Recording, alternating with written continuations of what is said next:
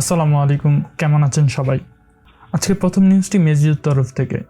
মেজু আজকে অফিসিয়ালি চায়নাতে আনবিল করলো তাদের মেজু 18 এবং 18 প্রো ফুল স্পেসিফিকেশন। মেজু 18 প্রোতে থাকছে স্ন্যাপড্রাগন 888 প্রসেসর। ডিসপ্লে হিসাবে থাকছে 6.7 ইঞ্চে 1440p রেজলিউশনে স্যামসাং এর E4 AMOLED ডিসপ্লে, যা 120 hertz refresh rate, 240 hertz touch sampling rate. এছাড়াও ফিঙ্গারপ্রিন্ট সেন্সর হিসাবে থাকছে কোয়ালকমের latest 3D ultrasonic fingerprint scanner. ক্যামেরাতে থাকছে 15 মেগাপিক্সেলের স্যামসাং এর G1 sensor. Ultra wide sensor হিসাবে থাকছে 32 মেগাপিক্সেলের সনির IMX616, যা 130 ডিগ্রি ফিল্ড অফ ভিউ দিবে। এছাড়াও থাকছে 8 মেগাপিক্সেলের একটি জুম লেন্স এবং 3D TOF সেন্সর, এবং সেলফি শুটার হিসাবে থাকছে 44 মেগাপিক্সেলের ক্যামেরা সেন্সর।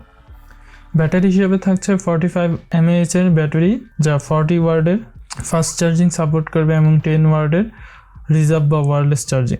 এবং মেজু রেগুলার ভার্সন মেজু 18 থাকছে 6.2 ইঞ্চে 1440p AMOLED display, same 120 hertz refresh rate এবং 240 হার্টজে touch sampling rate. Meizu 18 also curve display হবে। মেজু 18 তাদের প্রো ভার্সনের মতোই স্ন্যাপড্রাগন 888 চিপসেট থাকছে এবং 8GB এবং 128GB স্টোরেজ, UFS 3.1 স্টোরেজ এবং 5G সাপোর্ট তো থাকছে। ক্যামেরা হিসাবে থাকছে এখানে 3টি মেন সেন্সর, 64 মেগাপিক্সেলের সনি IMX682 মেন সেন্সর এবং 16 মেগাপিক্সেলের আলট্রা ওয়াইড সেন্সর এবং 8 মেগাপিক্সেলের টেলিফোটো ক্যামেরা। এখানে থাকছে না 3D TOF sensor. Selfie camera হিসাবে থাকছে 20 মেগাপিক্সেলের সেলফি ক্যামেরা। মেজু 18 থাকছে 4000 mAh এর ব্যাটারি, 36 ওয়ার্ডের ফাস্ট চার্জার এবং থাকছে না কোনো ওয়্যারলেস বা রিজার্ভ চার্জিং সাপোর্ট।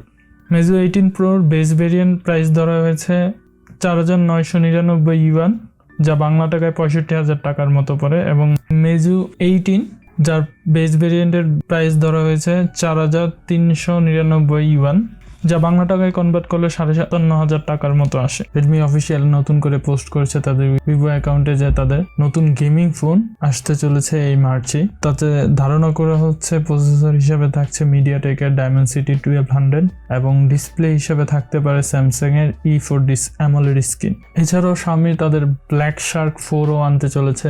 দেখা যাক কবে নাগাদ এই ফোন মার্কেটে চলে আসে। গেমিং ফোনের কথা যখন আসলো তাহলে তারপরের নিউজটি গেমিং ফোন ওরিয়েন্টেডই। Lenevo Legion, Lenevoর ল্যাপটপ গেমিং সিরিজ।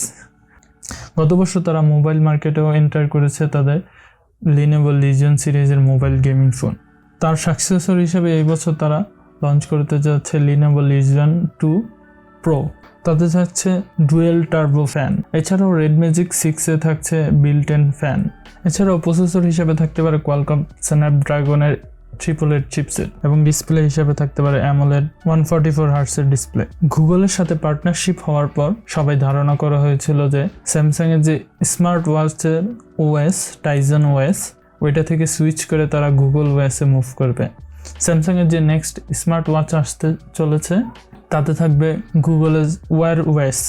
স্মার্ট ওয়াচের নিউজে যখন এসে পড়েছে তারপরের স্মার্ট ওয়াচ রিলেটেড আরেকটি নিউজ হচ্ছে মোটোরোলার তরফ থেকে। মোটোরোলা কিছুদিন আগে তাদের রোড ম্যাপ শো করেছে যে কবে নাগাদ কি স্মার্ট ওয়াচ এবং কি ফোন তারা মার্কেটে আনতে চলেছে।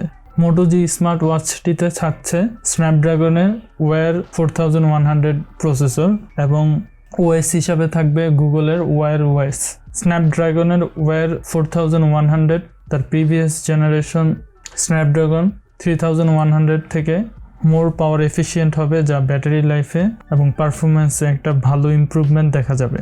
লাস্ট 1 ইয়ার যাবৎ বন্ধ থাকার পর খুলে যাচ্ছে সকল অ্যাপেল স্টোর ইন USA-তে। এছাড়াও এই উইকের মধ্যে ওয়ার্ল্ডের বেশ কিছু অ্যাপেল স্টোর খোলার প্ল্যান আছে অ্যাপেলের। এছাড়াও আজকে মেক্সিকোর স্টোরও খুলে যাবে। লিকস্টার আইস ইউনিভার্সের রিপোর্ট অনুযায়ী স্যামসাং নতুন 3টি চিপসেট বাজারে আনছে, যার GPU AMDর RDNA আর্কিটেকচারের উপর তৈরি, যা এই বছরে থার্ড কোয়ার্টারে রিলিজ হতে চলছে। আজকের নিউজটি শেষ করতে যাচ্ছি DJI এর একটি ড্রোন নিয়ে। DJI অ্যানাউন্স করেছে তাদের নতুন হাইব্রিড ড্রোন। ড্রোনটির স্পেশালিটি হচ্ছে ড্রোনটির সাথে আসা একটি FPV গগলস ভার্সন 2 এবং নেভিক হ্যান্ডেল। হ্যান্ডের মোশনের মাধ্যমে ড্রোনটিকে কন্ট্রোল করানো যাবে। ড্রোনটির সাথে রিমোট কন্ট্রোল তো থাকছেই। ড্রোনটির স্পেশালিটি হচ্ছে ড্রোনটি 100 কিলোমিটার/আওয়ার স্পিড তুলতে পারবে মাত্র 2 সেকেন্ডে এবং ম্যাক্সিমাম স্পিড থাকতে পারবে 140 kph।